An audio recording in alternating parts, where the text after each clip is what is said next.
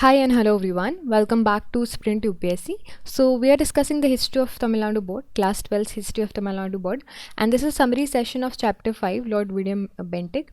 So chapter 5 को हम summarize करेंगे in one go. So let's start. First of all, you need to understand what all are the content of this chapter.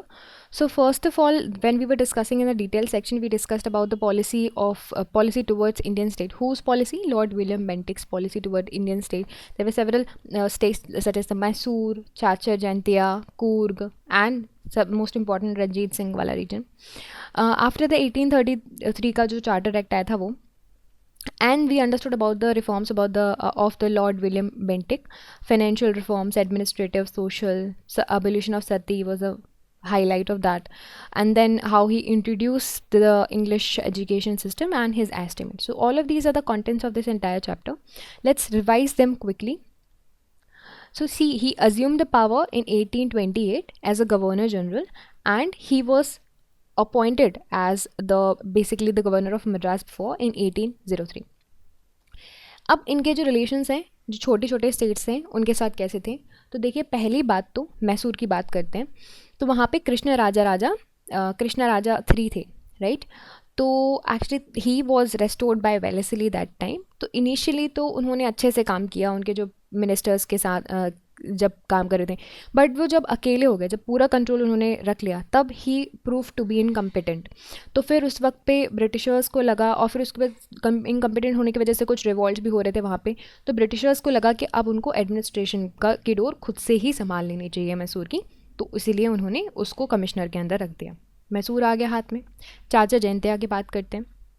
सो ये जो principality है चाचर की, that is basically in the north east frontier. ठीक है, Britishers के control में कैसे आई? Treaty of यादाबादू के अंदर, जो पहला बर्मीज वॉर हुआ था. अब बेंटिक ने जो था, he annex this state as a wish of the people, क्योंकि उसको लगा कि अब यहाँ पे ज़रूरत है. जयंतिया कैसे इन्होंने कैप्चर किया? तो ये भी फर्स्ट एंग्लो बर्मीज वॉर के अंदर आया था. छोटे रूलर के वहाँ के लोग क्या करते थे, ब्रिटिशर्स को इन्होंने कुछ ब्रिटिशर्स को एबडक्ट करके माँ काली के लिए सेक्रीफाइस कर दिया था. तो ये जो हॉरिफिक एक्ट था वो आपके विलियम बेंटिक को बिल्कुल पसंद नहीं आया. तो उसी वजह से उन्होंने क्या किया, अनेक्स कर लिया इस पूरे क्षेत्र को. कुर्ग की बात करते हैं. यहाँ पे थे वीर राजा. ठीक है, he was a ruthless ruler during of these people. He actually treated their people and his people with savage barbarity. And basically he killed all his male relatives in order to gain that position. So basically of course इस तरह की चीज़ें होंगी, तो आपके Bentinck साहब ने dispose कर दिया इनको 1834 में और स्टेट एनेक्स कर लिया. अब सबसे इम्पॉर्टेंट रिलेशन है रंजीत सिंह के साथ. तो अब ना इनके वक्त पे इनको इनके वक्त पे इनको रशियन जो है थ्रेड देखने मिल रहा था बेंटिक को अपने वक्त पे. तो अब यहाँ पे रंजीत सिंह गिफ्ट वगैरह भी एक्सचेंज किए जा रहे थे. तो उनको लगा कि नहीं यार, इनके साथ बैठकर कुछ ट्रीटी साइन कर ले जाए, नेगोशिएट कर लिया जाए. So he actually won gaining the friendship of Ranjit Singh. Indus navigation treaty हुई थी इनके वक्त पे.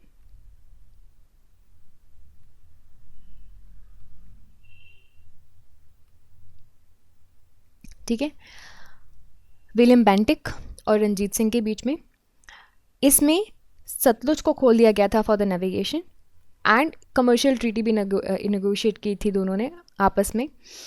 And similarly there was another treaty concluded with the amirs of Sindh. So इस तरह से इन्हें रिलेशंस बना के रखे थे. जहाँ पे जो रूल है वो ढीला नज़र आ रहा था, वहाँ पे क्या किया उन्होंने, वहाँ पे एनेक्स कर लिया, वहाँ की पावर ले ली, रूलर्स को डिस्पोज कर दिया. और जहाँ पे थोड़े स्ट्रॉन्ग थे वहाँ पे रूलर्स के साथ क्या कर ली, ट्रीटी साइन कर ली. नाउ 1833 का जो चार्टर एक्ट आया था उसके इंपॉर्टेंट प्रोविजंस देख लीजिए. तो इसके अंदर, इस एक्ट के अंदर, अब British East India Company cease to operate as a commercial agency. Now commercial agency की तरह काम नहीं करेगी. इसका मतलब क्या हुआ, नाउ ईस्ट इंडिया कंपनी जो है that is a political agent of your British crown. Right, आपके जो ब्रिटिश क्राउन, ब्रिटिश पार्लियामेंट, जो भी आपको बोलना है, उनका पॉलिटिकल एजेंट बन गया. कमर्शियल एजेंसी हट गया. तो कौन सा एक्ट था? चार्टर एक्ट 1833 का एक्ट. नाउ इस एक्ट के अंदर एक और सबसे इम्पॉर्टेंट प्रोविजन था और सबसे इम्पॉर्टेंट डेवलपमेंट था, दैट वाज द जो गवर्नर जनरल थे फोर्ट विलियम के, अब वो गवर्नर जनरल ऑफ इंडिया बन गए। यानी कि first ever governor general of entire India was Lord William Bentinck. Okay, law member appoint किए गए थे गवर्नर जनरल के काउंसिल में इसी चार्टर एक्ट के अंदर। और सबसे इम्पॉर्टेंट प्रोविज़न यहाँ पे हुआ था, इंडियनाइजेशन ऑफ पब्लिक सर्विस। यानी कि अब पब्लिक सर्विस में किसी भी तरह का भेदभाव नहीं किया जाएगा इंडियंस को रिक्रूट करने में। तो पब्लिक सर्विस इंडियनाइज पे आपकी इसी एक्ट की। तो ये एक्ट बहुत ही इंपॉर्टेंट है, बहुत ही ज़रूरी है पढ़ना इसके प्रोविजंस। तो डिटेल में तो हम ऑलरेडी पढ़ चुके हैं। Now let us discuss about the reforms under the Lord William Bentinck. So पहली बात तो फाइनेंशियल रिफॉर्म्स की बात करें तो इन्होंने सैलरीज अलाउंस जो ऑफिसर्स को उनके एडिशनल स्टाफ को दिए जाती थी वो रिड्यूस कर दी थी, राइट। अब मिलिट्री डिपार्टमेंट में डबल बत्ता का सिस्टम भी इन्होंने एबलिश कर दिया था। एडमिनिस्ट्रेटिव रिफॉर्म्स की बात करें तो जुडिशियल रिफॉर्म की बात करें तो यहाँ पे प्रोविजनल जो कोर्ट्स थे, राइट, जो आपके कॉर्नवालिस ने सेटअप किए थे उनको एबलिश कर दिया।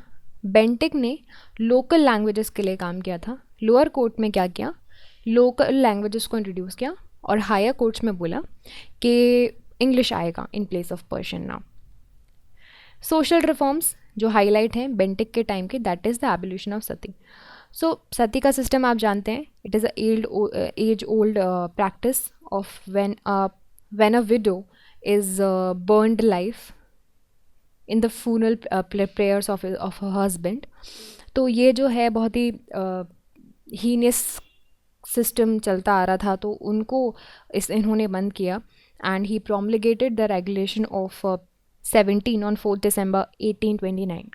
कुछ इंपॉर्टेंट डेट्स होते हैं, इनको आपको याद रखना होता है। अब फिर उसके बाद सोशल रिफॉर्म्स में आप सप्रेशन ऑफ ठग्स देख लीजिए। ठग्स भी उस टाइम पे बहुत ज़्यादा चला करते थे।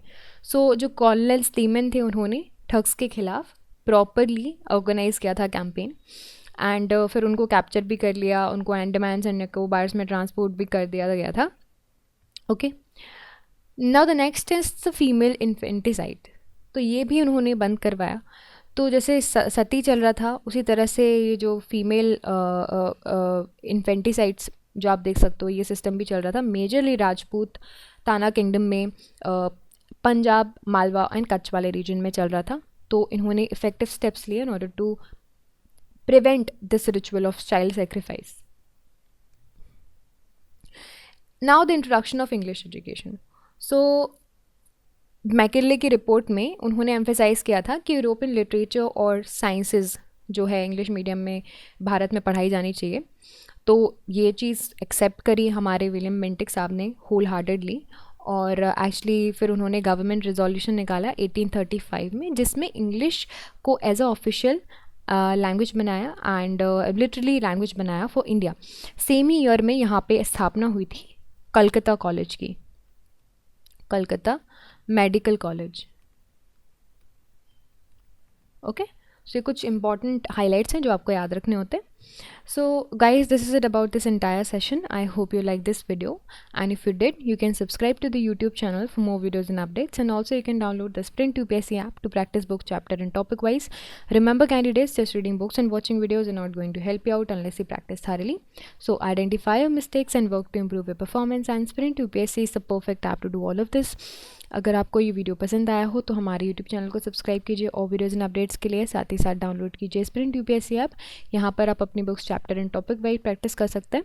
देखिए, सिर्फ पढ़ने से और वीडियोस देखने से मदद नहीं मिलेगी। जब तक आप अच्छे से प्रैक्टिस नहीं करोगे तो अपनी मिस्टेक्स को जानिए एंड परफॉर्मेंस को इम्प्रूव कीजिए। और स्प्रिंट यूपीएससी इसके लिए परफेक्ट ऐप है। I will see you in the next video. Thank you very very much.